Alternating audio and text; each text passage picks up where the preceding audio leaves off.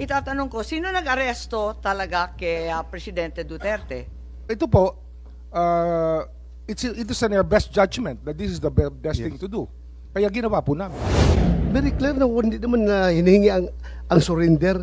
Ang hinihingi lang nila is extradition.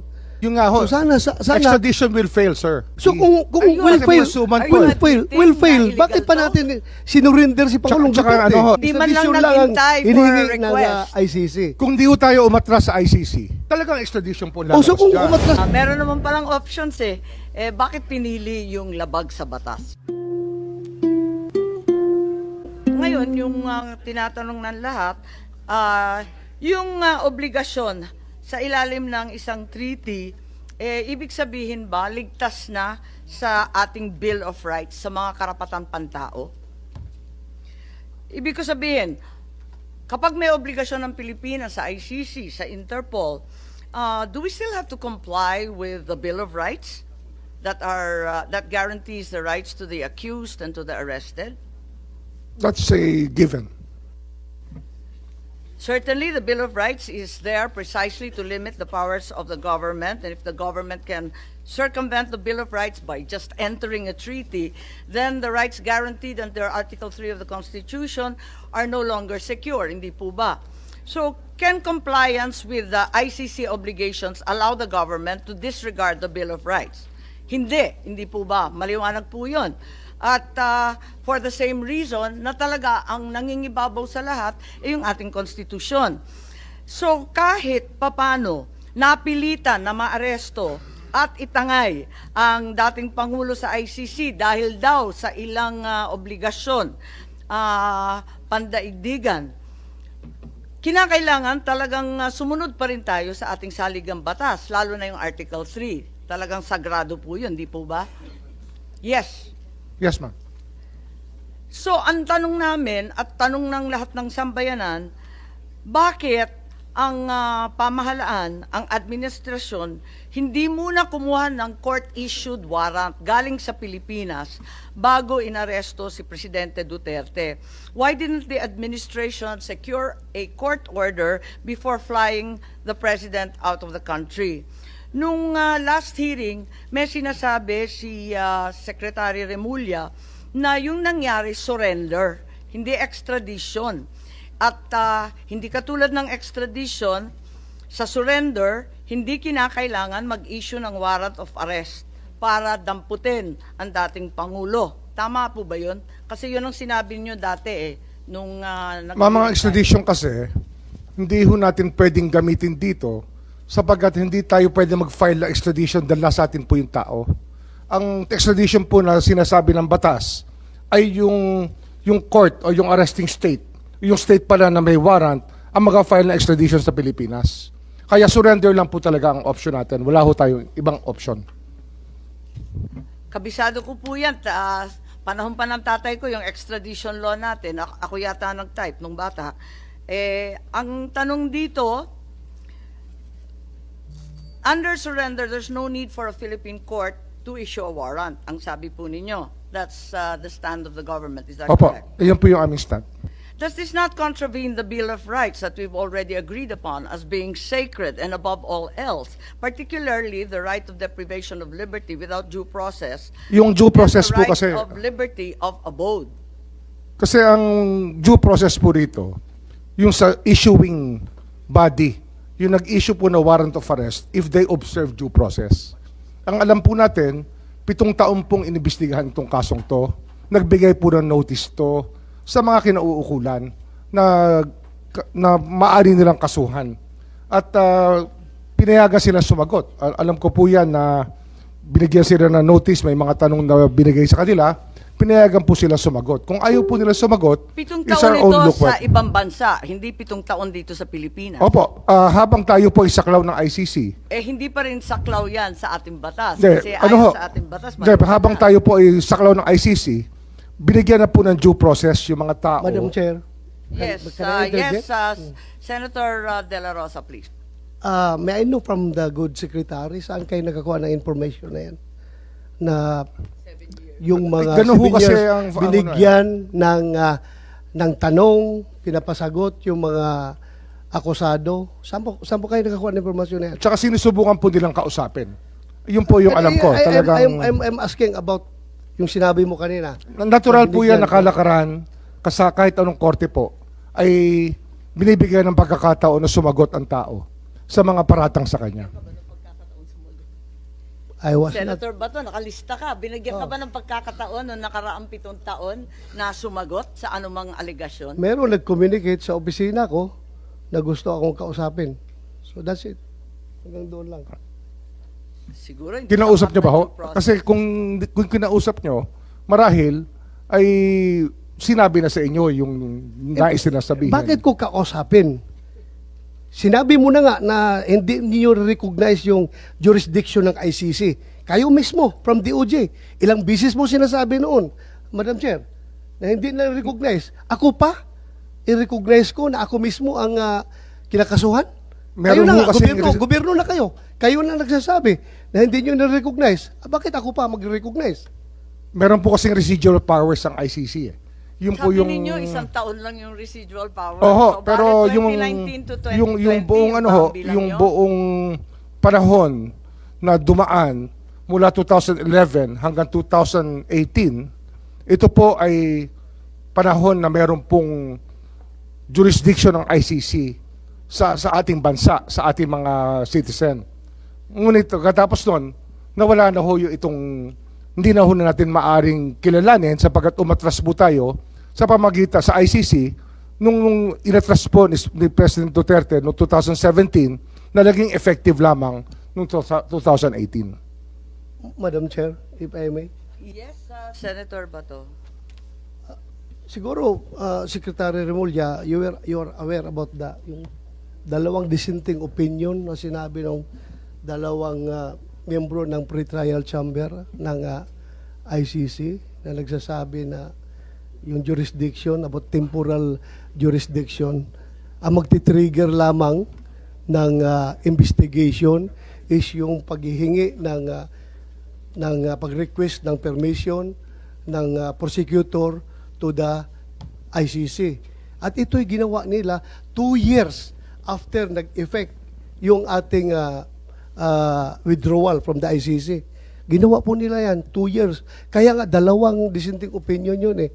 So sana, kung tayo, if you want to interpret yung itong mga bagay-bagay na ito, sana we have to interpret it in favor of our people. Tao natin ito eh. Pilipino ito. Bakit natin papaboran yung mga foreigner na mga banyaga na yan? Sila na nga nagsabi, it was the request for to conduct investigation was triggered 2 years after nag-effect yung ating withdrawal. But then again, Madam Chair, I will leave it at that. Please continue. Yes, Senator Cayetano, please. Just a manifestation on that point, and of course, our friend, the DOJ Secretary, can rebut or give a retort. Magandang hapon po sa inyong lahat. Justice Ascuna, thank you very much po for giving us time and being here today. Actually, isang main contention siguro yung residual power sa case sa Supreme Court, and as the Justice Secretary said, it's sub judice, and of course, everyone will be waiting for the decision of the Supreme Court. Ang point ko lang kasi, both sides, the pro-Duterte, anti-Duterte, want accountability. The pro-Duterte feels that the accountability is the drug lords, etc. And if President Duterte did something that amounts to a crime, pero ang accountability dapat dito sa Pilipinas at tamang proseso. So doon naman sa gustong i-hold, anti-Duterte gusto siyang i-hold accountable, siguro naman ay it's safe to assume that they also want yung tamang proseso. So the thing is, there was an actual Supreme Court case, the Pangilinan versus Cayetano, questioning, I think the Secretary of Foreign Affairs noon, kaya named, questioning nga yung kung kailangan ng Senate concurrence yung withdrawal ng natin from the Rome Statute, no, from yung ICC. Pero nakalagay din dun sa case na yon, let me paraphrase, that the Supreme Court can continue to review yung actions nung executive. So my problem with yung interpretation dun sa residual powers, kasi nga, di ba, sa 5 judge sa ICC, yung 2 nagsabing, wala kaming jurisdiction. Kasi nung sinimulan namin yan, tapos na dun sa residual na 1 year. But 3 justices said na pwede. So my problem kasi is walang World Supreme Court eh. So there's only the ICC Court, then the Appellate Court.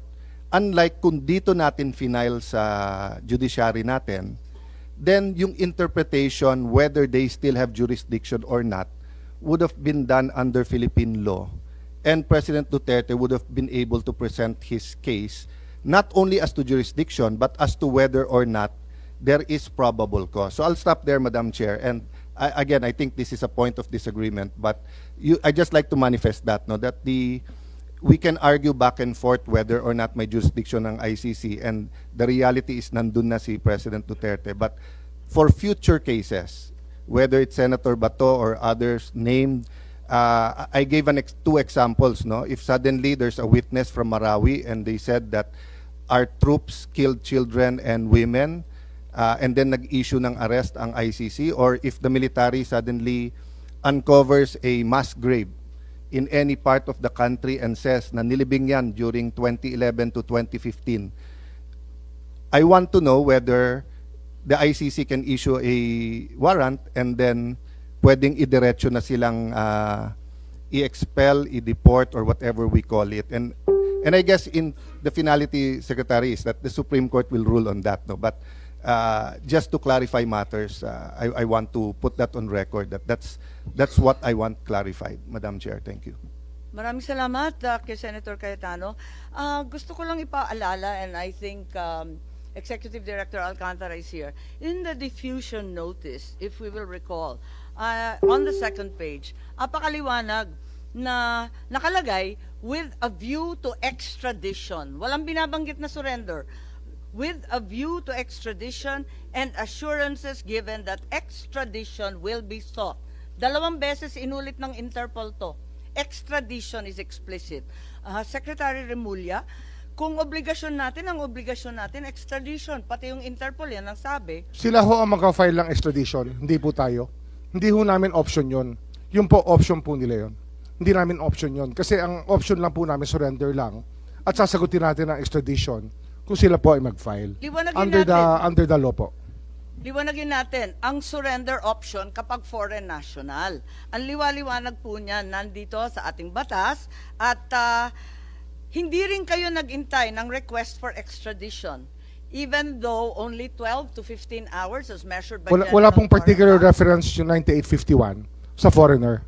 Ito po ay sa offender lang ho, sa accused. Yun lang po ang reference ng 9851. Makikita natin, kasi kinalkal na natin dito sa Senado, nanggaling rin sa Senado yan, na ang nakasaad sa Article 17, yung dulo, RA 9851, talagang maliwanag na surrender para sa foreign national. Ilang beses na rin pinaliwanag ni Attorney Medina yan sa first and second hearing, na maliwanag na para sa foreign national yan. Kaya mukhang malabo ito. Sa interpretation po yun, hindi ho sa batas yun. Nasa transcript po, ang liwaliwanag, may amendment si Senator Subiri at the time, nakalista lahat ng bill spending, pare-pareho po ang referral sa foreign lang, hindi po pwede sa Pilipino. Hindi bale, tulad nga ng sinabi ni Senator Cayetano, we agree to disagree, hindi po pwede para sa amin, maliwanag. There's still a high level of confusion. Ano nga ba talaga ang sinasabi ng DOJ, RA 9851, sabi ng Pangulo, commitments to Interpol. Alin na nga ba talaga? Ano yung pangalawa? Sorry? Ang sinabi ng Pangulo, ang nangyari, dahil may commitment o obligasyon tayo sa Interpol. Ang sabi naman po ninyo, RA 9851. Alin ba talaga ang pinagbasehan ng ating diskusyon? Pareho po. Pareho. Opo. Yung ating pong pagiging miyembro ng Interpol ay mapakahalaga, at yung 9851 po yung talagang batas na sumasaklaw sa ganitong sitwasyon. Pero kung sinabi mo RA 9851, kahit walang diffusion order galing sa Interpol, ang gobyerno pwedeng arestuhin si PRRD, i-turn over sa ICC. Yung ba yung stand ninyo? Kasi nung nakaraang hearing, yun ang sinasabi po ninyo na 9851 to. Opo, kasi meron pong diffusion order na kasama. Kasi Hindi, kahit walang magkatali po sila, ma'am. Hindi, kapag Madam Chair. 9851, kahit walang diffusion order, pwede naman arestuhin, di ba? Pagka meron pong warrant of arrest, pwede ho. Let us assume that the surrender of PRRD to The Hague by the administration can be done without a warrant from a Philippine court. I-assume muna natin yan. Before the administration can surrender him to the ICC, they actually have to arrest him first. So, itatanong ko, sino nag-aresto talaga kay Presidente Duterte? Ano po, ang authorities po natin ang umaresto in pursuant to the diffusion order and the warrant of arrest issued by the ICC. So, balik na naman tayo As given to the Interpol, the PCTC. balik na naman tayo sa diffusion order. Wala na naman si RA 9851. Nakakalito po papalit-palit po tayo. Ano ho yan magkatali po sila, hindi ho pwedeng paghiwalayin yung dalawa. Hindi ko hinihiwalay. Tinatanong ko lang kung alin ba talaga. Kasi magulo yan. Ang dami-dami ninyong pinagbabasehan. Kaya nga dito ho kasi hindi tayo matatapos sa pangungusap dito sapagkat ang talagang pwede hong magsabi sa atin ng tama ay ang Korte Suprema.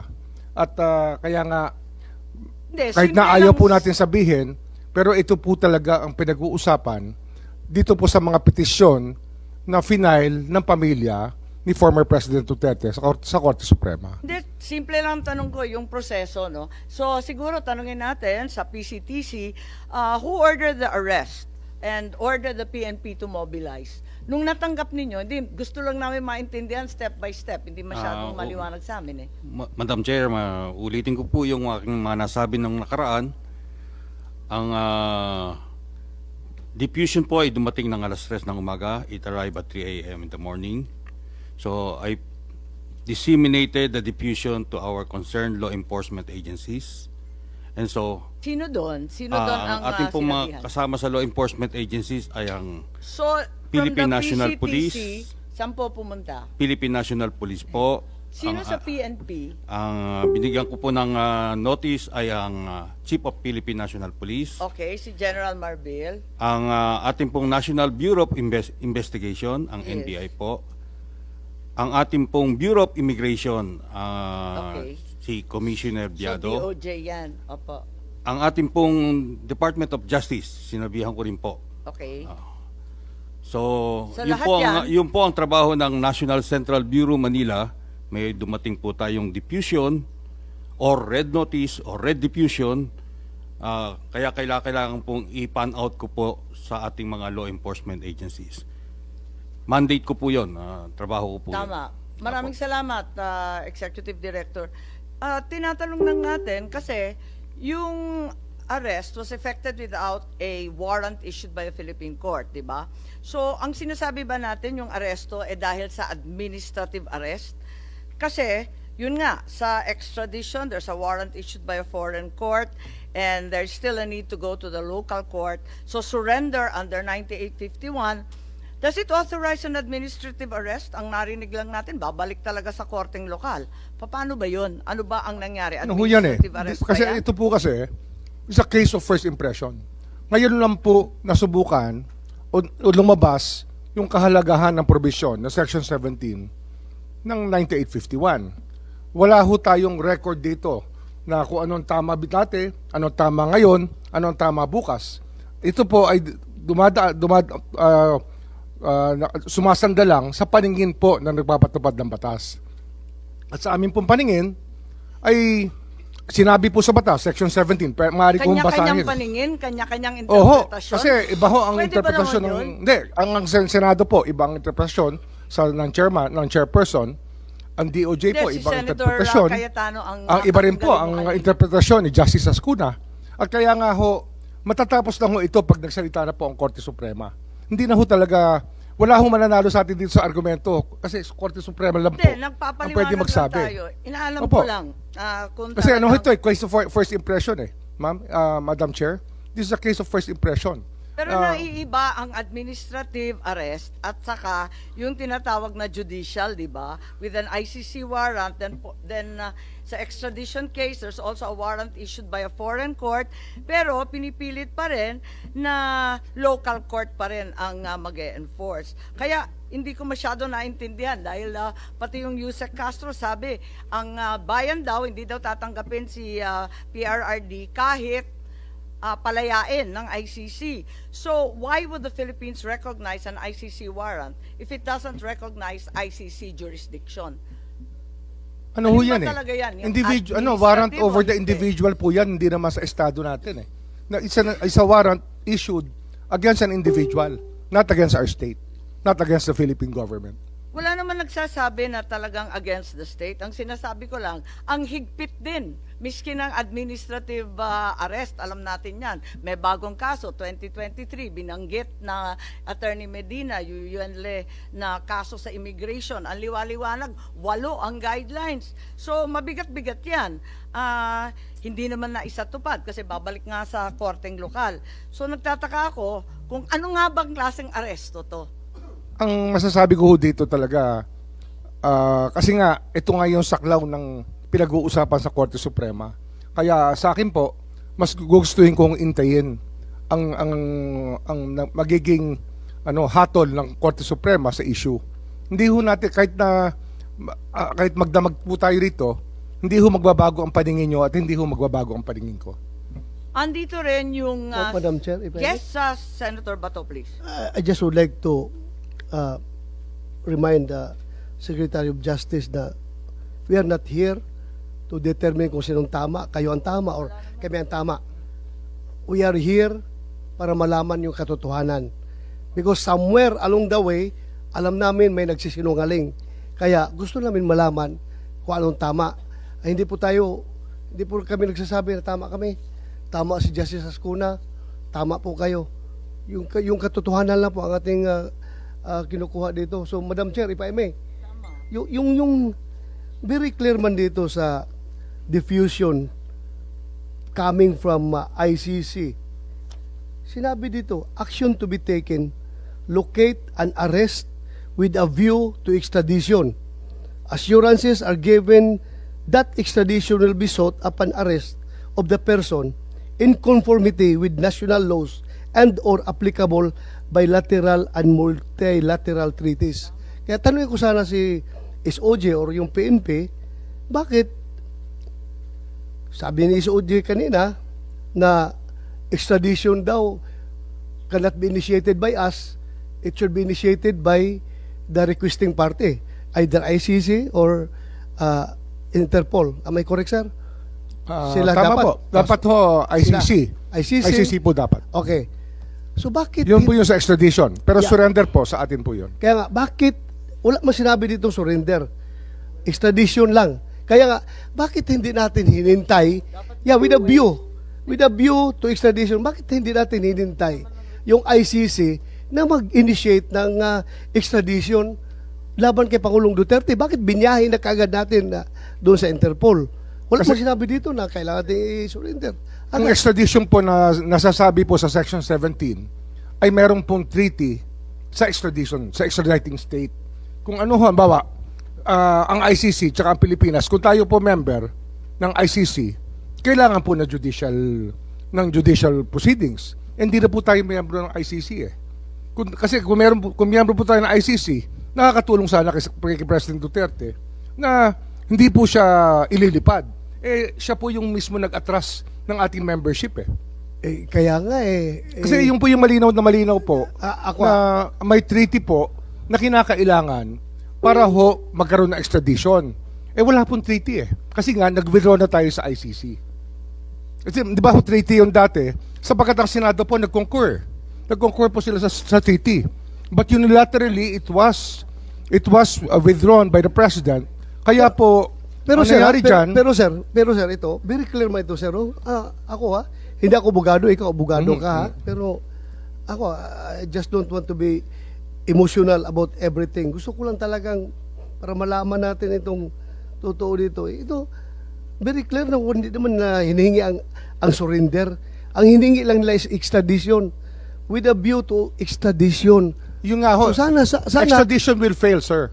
Will Extradition will fail because wala ho ano eh. Kung ako tatanungin nyo ngayon, kasi nga wala nga tayong treaty. So kung Ayun, will kasi fail, mga suman po will eh. fail, Treaty will na fail, illegal bakit pa to? natin sinurinder si Pangulong Tsaka Duterte? ano ho, yung extradition po nakalagay sa batas, state party po ang isa pong tinitingnan natin. Bansa po ang sinasabi sa section 17. Ano ho, kung yung Sir, mga koma nga, Sir, mga koma, nanggagaling ito sa ICC, itong papel na Hindi, ito. pero yung sa section Galing. 17 nga, yung ating batas nga, sinasabi nga, dahil sa mga koma na yan, ay ang mahalaga, state party po ang mag-a-apply ng extradition.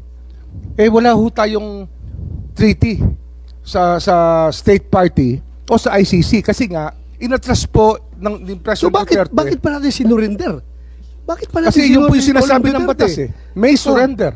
May Yun po yung surrender. sinasabi. Opo. Ayun, that's what the law says. The law may be harsh, but it is the law. Ay, nako. Very clear man ito, sir. Extradition lang ang Yun lang pinakuha. naman, Bakit tayo pinilit na i-surrender? Hindi man lang Extradition ang naghintay for hinihingi a ng request. ICC. Kung di ho tayo umatras sa ICC, kung di ho inatras ni President Duterte yung ating membership sa ICC, talagang extradition po lang.